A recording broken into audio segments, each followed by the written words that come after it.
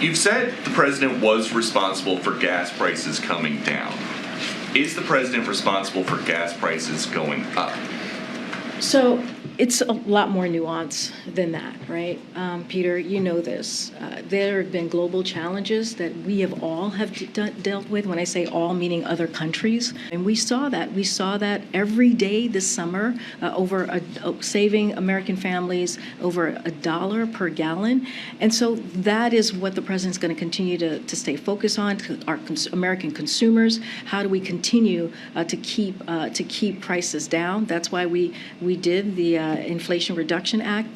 There are consumers now in California paying $6.41 a gallon for gas, Nevada $5.51, Oregon $5.46. Who can afford that?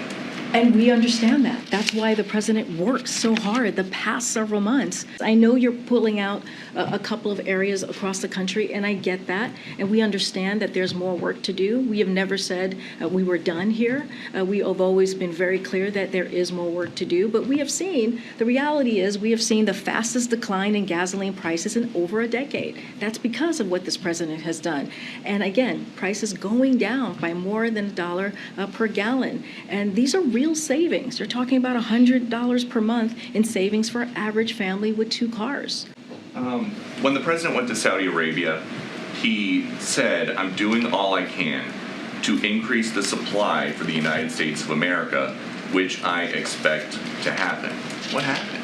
So I want to be very clear, and we have said that, his trip to the Middle East was not about oil. It was about America's position in the Middle East. There were plenty of examples that we laid out to all of you as to why this trip was so important.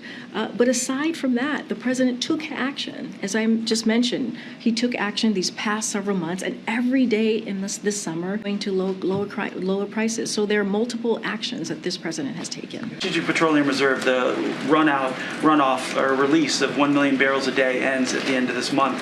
Is there any conversations about releasing more oil from the Strategic Petroleum Reserve? How's the president going to keep the supply up? So we're not considering new releases from the Strategic Petroleum Reserve beyond the 180 million, which is what you're speaking about the 1 million that the president announced months ago. We don't have anything more to share, or we're not going to be considering new releases. Does the president expect gas prices to rise then? Look, we have been very, very clear that we're going to continue to do everything that we can to give Americans a little bit of breathing room. The decline that you have seen the last several months is historic in many ways because it is the fastest decline in gas prices that we have seen in over a decade. The president's going to continue to do that work, but it's not just gas prices. We've talked about the Inflation Reduction Act and how he's working to make sure we lower cost, and so we're going to continue to do that work. But right now, we're not considering to be doing anything more with the Strategic Petroleum Reserve. You allude to some of the steps that were taken to drive gas prices down. Now that they're going back up, is the White House confident that it has the policy tools remaining to drive those prices back down, or are all the good options essentially exhausted at this point? So, look, again, we're going to do everything that we can here in the administration to lower costs for Americans. That is going to continue to be a #1 priority, especially as we look at the president's economic plan. We're continuing to release oil from Strategic Petroleum Reserve through November. That has not stopped. That continues.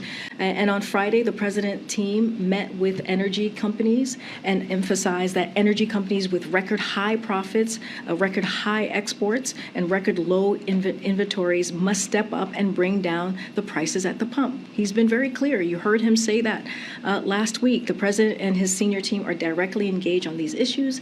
And again, it will continue to be lowering prices for Americans a top economic priority for this administration.